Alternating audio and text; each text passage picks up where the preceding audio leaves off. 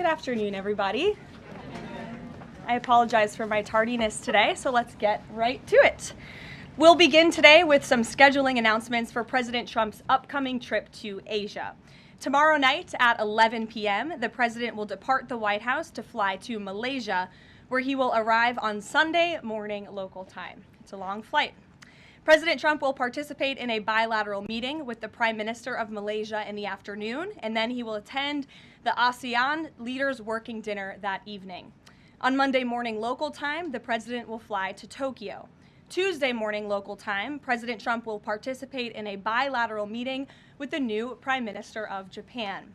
On Wednesday morning local time, the president will fly to Busan, where he will participate in a bilateral meeting with the President of the Republic of Korea, deliver keynote remarks at the APEC CEO luncheon, and then participate in a U.S. APEC Leaders Working Dinner.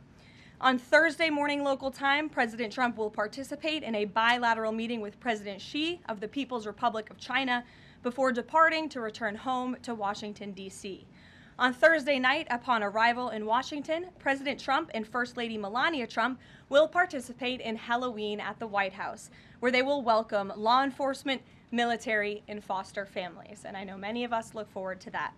In other news, we are now on day 23 of the Democrat government shutdown. Senate Democrats have voted 12 separate times now to keep the government closed. Innocent Americans are suffering every day as a result. More than 500,000 civilian federal employees will miss a full paycheck tomorrow. Thousands of small business loans are going unapproved each month. This means almost $4 billion in capital is being withheld from small businesses across the country. The Democrat shutdown is also causing severe impacts at airports across the country. In one single day this week, the FAA had to issue ground stops impacting flights at Houston's George Bush Intercontinental Airport and Hobby Airport. 13,000 air traffic controllers who ensure that we all fly safely are continuing to work without pay. This is egregious and truly sad. Some of them are reportedly being forced to turn to driving for Uber and taking on other second jobs to make ends meet as the Democrats continue to shut down the government.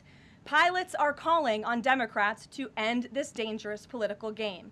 The president of the Southwest Airlines Pilot Association called for the clean continuing resolution to be passed, saying, quote, "Our air traffic controllers and the broader air traffic system are already operating under immense pressure.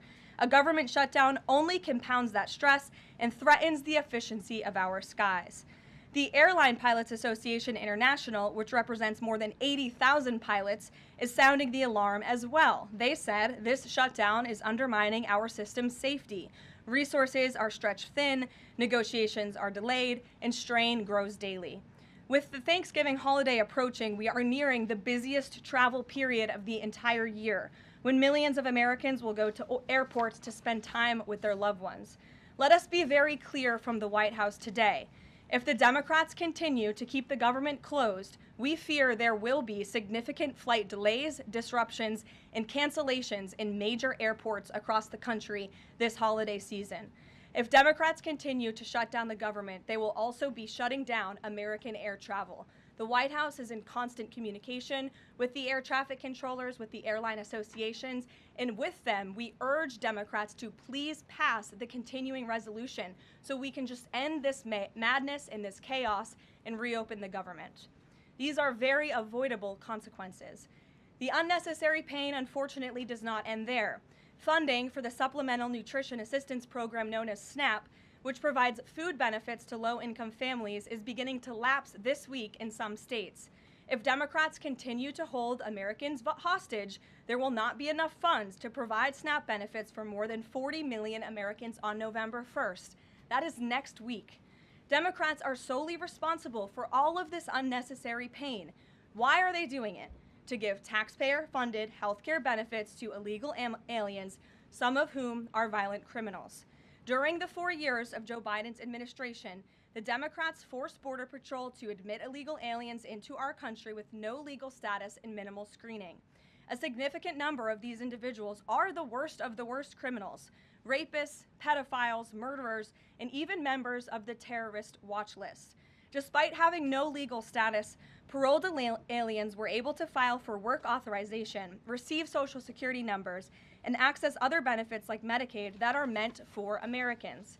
Since I've found many in this room to repeatedly deny the reality that Democrats gave Medicaid benefits to illegals, and they continue to seek to do just that, I've brought a few verified examples for you today.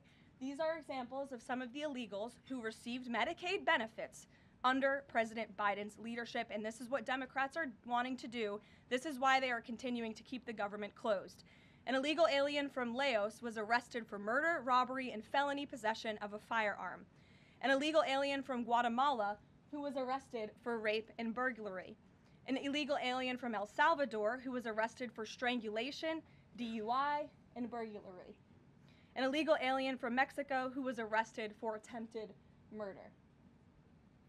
The Democrats' open border policies allowed these threats into our country, and then they provided them with free health care. The president and Republicans, through the One Big Beautiful Bill, implemented a common sense reform to end this fraudulent scheme. But that's why the Democrats are continuing to shut down the federal government. They are trying to reverse this and restore taxpayer-funded health care for illegal aliens like these. Throughout this shutdown, Democrats have said this quiet part out loud. Senator Chuck Schumer, the leader of the caucus that is refusing to open the government, said, quote, "Every day gets better as the shutdown continues." Ask the air traffic controllers if every day is getting better, Senator Schumer, and they will tell you absolutely not. House Democrat Catherine Clark said, "There are going to be families that are going to suffer. We take that responsibility seriously, but this is one of the few leverage points that we have." Here is a House Democrat who is admitting that they are using Americans who are suffering as political leverage. And Senator Bernie Sanders said, "If you reopen the government, we lose our leverage." This is pure partisan games. A senior Democrat aide said the party will not end the shutdown, quote, "short of planes falling out of the sky." That is truly a disturbing statement. The Democrats clearly don't care about this suffering. They care about playing political games against President Trump, and this dangerous charade needs to end. The president and Republicans' position has been clear and unchanged. Pass a clean, nonpartisan funding bill to reopen the government. And then we can talk about all of the partisan issues that the Democrats wish to. If you're watching at home, we urge you to call your Democrat senators and tell them to put our country over their party and reopen the government today. Here in our new media seat, we have Brittany Gibson of Axios. Brittany, why don't you start us off for our Q&A today? Thank you for being here. Two questions, if I may, Caroline. First is, we understand that the president and Republicans will not negotiate on ACA extensions until the government reopens. If and when that happens, what does the president think should be, or what are his plans for preventing rising healthcare costs for Americans? It's a very good question, and I'll leave that to the president to negotiate that when Democrats vote to reopen the government. When it comes to lowering healthcare costs, the president is deeply committed to this. It's why he has spent so much time and effort negotiating with Big Pharma to lower the healthcare costs of prescription drugs. All of you have been in the Oval Office for multiple different announcements. We've had these most favored nations deals with these large pharmaceutical companies committing to lowering drug costs in this country. So it's something the president wants to do. And Brittany, one more point. I'll just point out the irony in Democrats holding the government and the American public hostage over a healthcare system that they created. The healthcare system was called Obamacare. Why? Because Democrats and President Obama implemented. And Republicans have always said it's a broken system, yes, but they caused it, and now they want to shut down the government to fix it. We need to open the government, and then we can have these very important conversations about healthcare.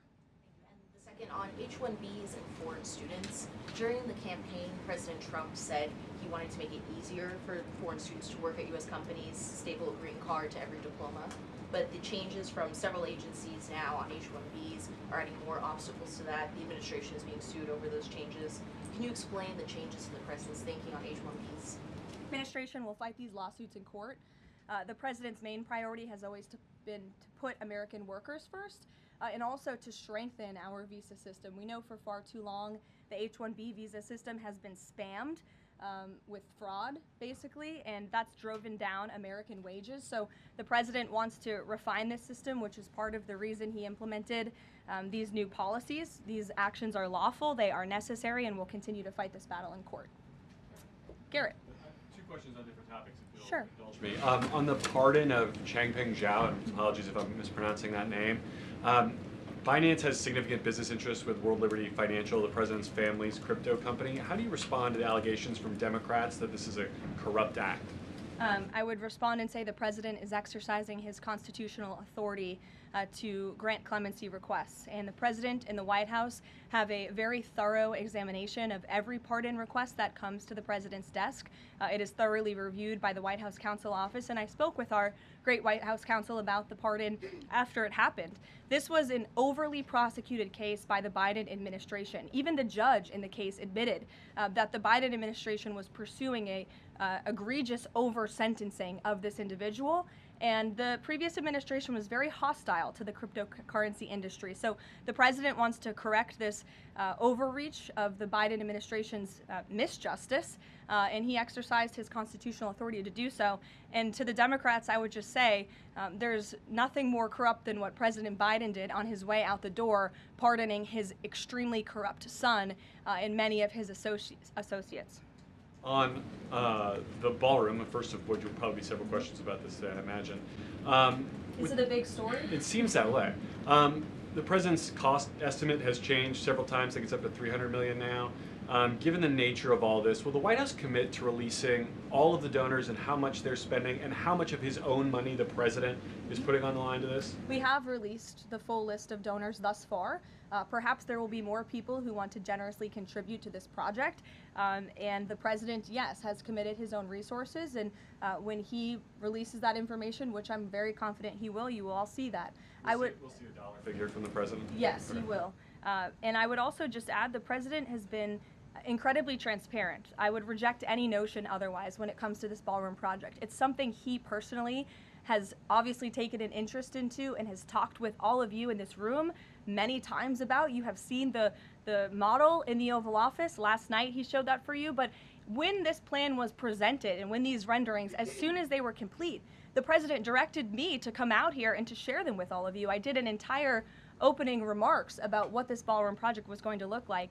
With any construction project, there are changes over time as you assess what the project is going to look like, and we'll continue to keep you apprised of all of those changes, but just trust the process. This is going to be a magnificent addition to the White House for many years to come, and it's not costing the taxpayers anything. The president is privately funding this ballroom addition to the White House grounds. Jennifer. To follow up on that, one thing that's not in the president's model is the East Wing bunker, the president's emergency operations center. Can you say if his update, that $300 million, does that include the cost for upgrading that bunker? Look, like any security enhancements that are made on the White House grounds, those will be made and maintained by United States Secret Service. As for the cost of the ballroom and the construction itself, all of that is going to be, like I've said, privately funded and paid for by the president himself and many generous patriots who have stepped up. Is included in that funding? Correct. Okay, and then can you say, well, that's right, I'll skip that one. Thanks. We just. Thank you, Caroline. More ballroom questions. Okay. So the White House has explained that the reason you didn't submit construction plans to the NCPC is because that commission, along with others, don't have oversight over demolitions, but only over construction. And so far, you haven't built anything. So can you help us understand, can the president tear down anything he wants without oversight? Could he demolish this building or, say, the Jefferson Memorial? So it's not the president who came up with that legal opinion himself. That's a legal opinion that's been held by the NCPC for many years. It's written, so we can get you that background and that research if you wish to include it in your reporting, because it is very important. They have ruled consistently, their general counsel has said, when it comes to phase one of this project, the tearing down of the current East Wing structure, a submission is not required legally for that. Only for vertical construction will a submission be required, and that's a legal opinion from them, and we are following that legal opinion. And again, I would just add, can any president do such a thing to the White House grounds? There have been many presidents in the past who have made their mark on this beautiful White House complex. This briefing room, as you all know, was not once a briefing room. It was a swimming pool. There have been presidents who have completely torn down the executive mansion. If you look at what President Truman did, some of the photos of the construction project that took place in those years, I think sitting here today, we're all grateful for those efforts and the modifications that happened at that time. And again, in due time, the East Wing is going to be more beautiful and modern than ever before. And in addition, there will be a big, beautiful ballroom that can hold big parties and state visits for generations to come. So it sounds like the answer is yes, he can tear down whatever he wants. And then secondly, I mean... Ouija, that's not what we're saying. That's a legal opinion that's been held for many years. And interpreting it. No, it's something that presidents have done for years and years. In fact, I have some photos here, thank you, Pat, to show you the construction that's taken place on the White House grounds. This is the construction of the West Wing in 1902. Look at this, the construction of the West Terrace in 1902. These images look quite similar to what you and the American people are seeing today, the construction of the East Terrace as well. You look at the construction of the West Wing expansion in 1934. So look, this is a legal opinion that's been held for many years. Look at, this is 1950. Yes, It looks a lot like what you were seeing today. Can he demolish anything he wants? What do you think without that oversight? rubble is? How did that rubble get there? Right, so I'm asking, and then back to the donors. Go ahead, Reagan. Many of them are... Two Reagan, questions, go ahead. one on immigration and another on Venezuela. It's being reported that the semi-truck driver suspected of killing 3 people in a DUI crash is an illegal immigrant who came in under the Biden administration. Do you know if California gave him a commercial driver's license? And then it also appears that California largely has not been cooperating with English proficiency standards. I'm wondering if the administration has any further plans to punish the state. Yes, I can confirm that California gave this individual a license, and it is something that the Department of Transportation has already looked into. I know Secretary Duffy, who's doing a phenomenal job, has spoken on this many times in the crackdown that the Department of Transportation is taking on these licenses that are wrongfully being issued to people who clearly do not deserve to uphold these positions. As for this case in California, on October 22nd, ICE lodged an immigration detainer for this individual following his arrest by local authorities in California on charges, as you know, of manslaughter while intoxicated and driving under the influence. He killed 3 people, and he first entered the United States in 2022 through the southern border, and he was released into our country by the previous administration. So now ICE has lodged a separate detainer for this individual, and these tragedies are following a disturbing pattern of these criminal illegal aliens being issued commercial vehicle licenses. And so yes, the Department of Transportation is absolutely cracking down on that. I'd defer you to them for any specifics. Venezuela, President Trump has said Maduro doesn't want to mess with the United States, and this administration is continuing to position more military assets towards Venezuela. I'm wondering if the end goal of this narco-terrorist war is to implement a regime change in Venezuela. The president has spoken on that, Reagan, and I certainly won't get ahead of him. What we've made very clear is that this administration is not going to tolerate international narco-terrorist organizations from trafficking drugs into the United States. And these cartels over time have grown more armed, well-organized, and violent. They have financial means, sophistication, and capabilities needed to operate in the way this administration has. And they have illegally caused the deaths of tens of thousands of American citizens each year. So that's where we are right now with respect to Venezuela, but also any country that is sending purposefully illegal narco-terrorists to the United States of America to bring illegal drugs. Why don't we go in the back? The U.S. and Colombia relationship right now is at one of its lowest points in decades. We heard what President Gustavo Petro had to say about President Trump. We heard yesterday the response from President Trump. Is there any kind of compromises or gestures from the Colombian president that President Trump would like to see in order to de-escalate the tensions? Is it possible a de-escalation? I don't think we're seeing de-escalation from the unhinged leader of Colombia right now, and I don't think the president, frankly, is interested in that at this point. He spoke on this yesterday, and I don't have anything to add to his comments. Go ahead. Yes. Thank you, Caroline. Thank you. Thank you. In addition to the ballroom and the Rose Garden I'm going patio, into the back. Sorry. Go ahead. In addition to the ballroom and the Rose Garden patio, is the president looking at any other renovations or significant kind of projects here at the White House?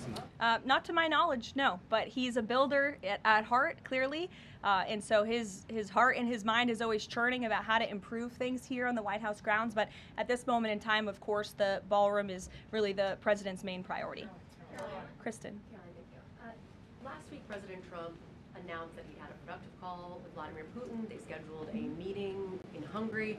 Since then, he has canceled the meeting and he has imposed sanctions on Russian oil companies. Can you talk about what changed that led to this dramatic shift, or even just what occurred in the last week that got us from point A to point B? Sure. Look, the president has always maintained that he would implement sanctions on Russia when he felt it was appropriate and necessary.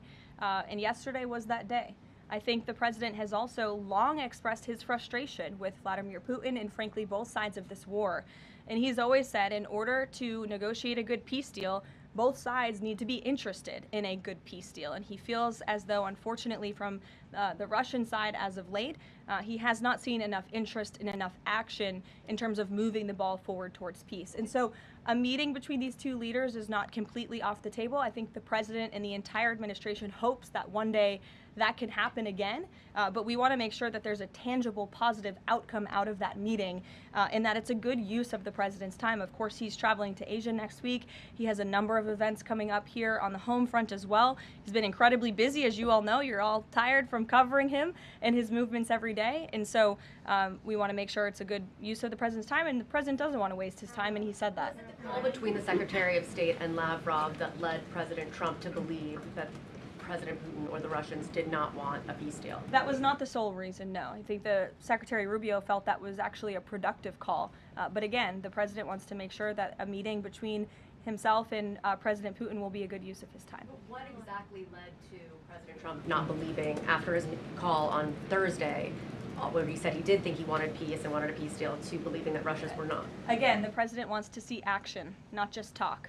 And I think the president is extremely motivated by the success of his peace deal in the Middle East to get things done. And he wants this war to come to an end. He's been saying it now for 9 months being in office, and he's grown increasingly frustrated with the lack of progress from both sides of this war. Mary. For example.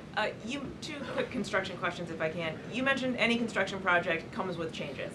The president had initially said that this project wouldn't interfere with or touch the current structure. Now he says to do this properly, he realized that the East Wing had to be demolished. This is the people's house. Why not inform the public of that change and when it was decided that the East Wing would have to be demolished?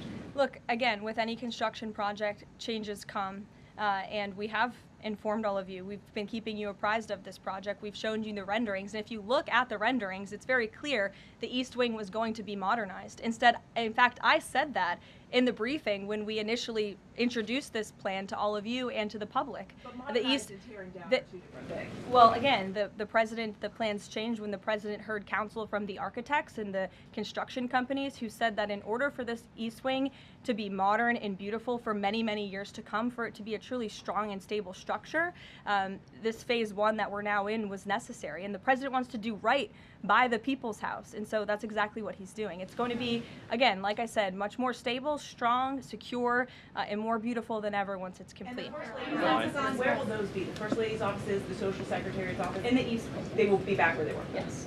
Perfect. Thank you. Cattle ranchers who supported the president's election have raised some concerns about plans to import beef from Argentina.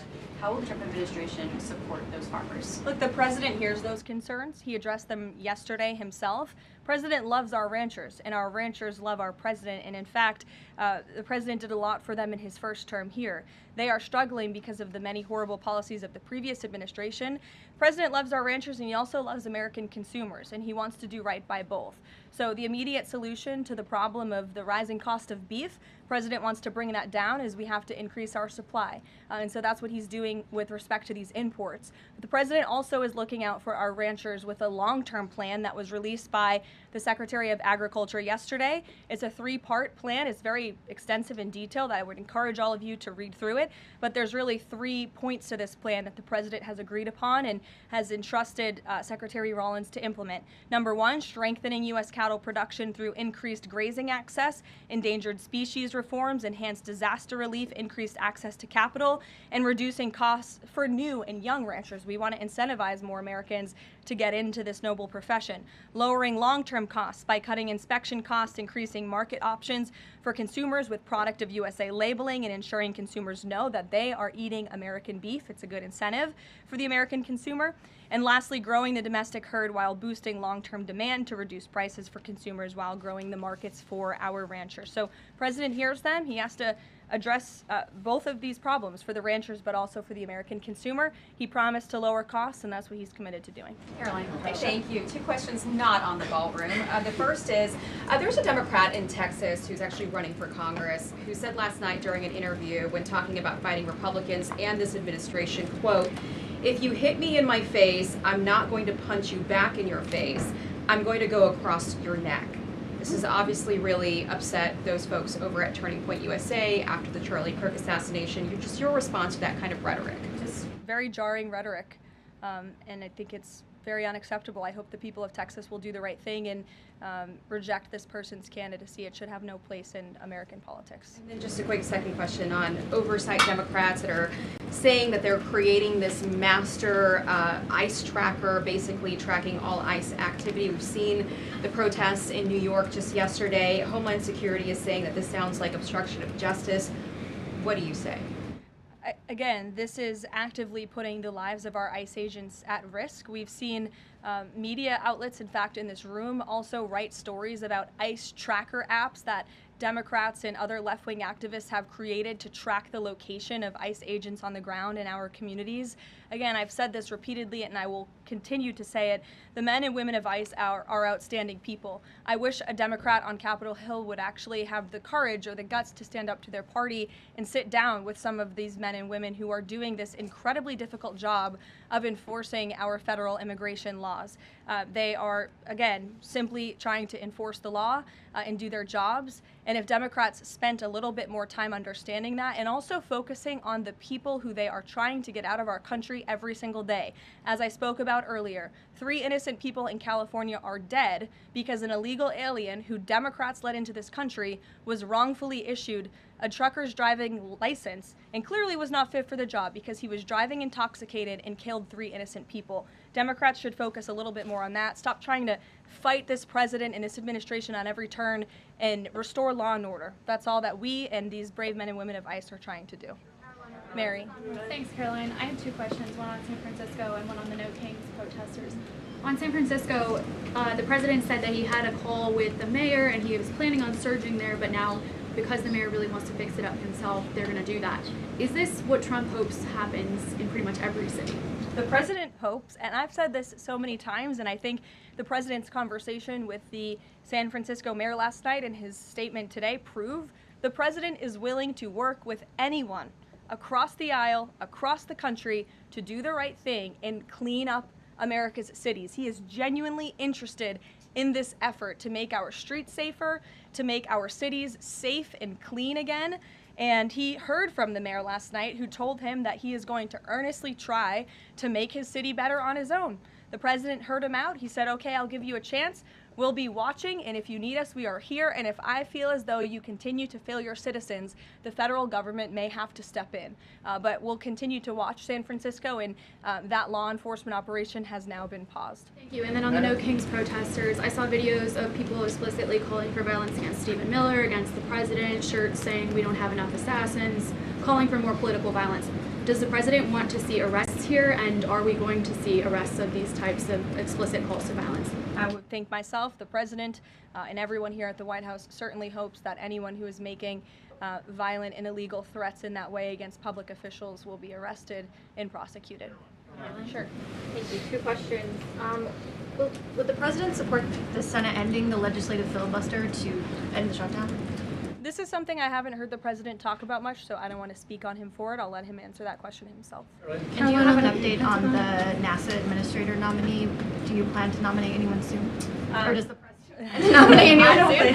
Sorry. I'll leave that to the president himself.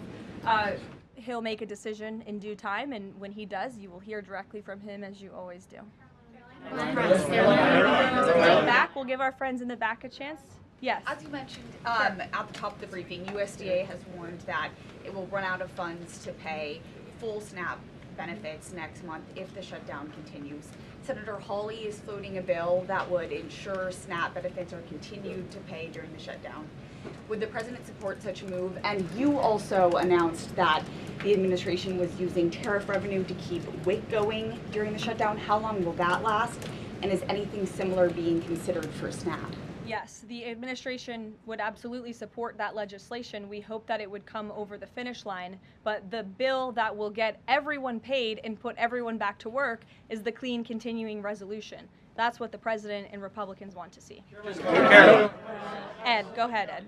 Thanks, Caroline. On the Russian sanctions again, how much pressure do you think this sanctioning these two Russian companies actually puts on President Putin? Because the last administration sanctioned two other oil companies. So how much economic pressure is this really? A lot. If you read the sanctions and look at them, they're pretty hefty. And I saw some international news out of China this morning that they're scaling back oil purchases from Russia. We know India has done the same at the request of the president. The president has also pushed European countries, our allies, to please stop their purchases of Russian oil as well. So it's full court press for sure, and we expect that these sanctions are going to do harm, as the Secretary of Treasury said yesterday. Could there be more? Is this just the first step, or could there be more sanctions? I'll leave that to the president to decide. Sure. Or heard the NBA gambling, involved in the gambling issue there. Does the president gamble? What does he think about that? You know, I'm not sure. I don't think he does. I've been with him quite some time and I have not seen him gamble before. I don't think he's a big gambler, but you can ask him yourself for next time you have a chance to, Ed. Go ahead. Thank you, Caroline. I've got two Hi, quick Jake, questions. and then we'll go to you. Thank you. Okay. You're welcome. Two quick questions. Back to the ballroom. It is a very spectacular ballroom according to the renderings, and if it's half as nice as the one at Mar-a-Lago, then future presidents are really going to appreciate it. They will. Thank you, Jake. First of all, is there like an official name? Like, are we calling it the Trump Ballroom, or does the president have a vision for what the name for the ballroom is going to be? There will be an official name. I will let the president announce that once he firmly decides on it. Question is, looking at these renderings, and it kind of got me thinking, he's likely going to go down as the greatest builder of this era, and you've been in on a lot of those meetings with him. Has, to your knowledge, has the subject of rebuilding the Holy Temple in Jerusalem come up? It has not. No. It has not. I don't. I'm sorry, Jake.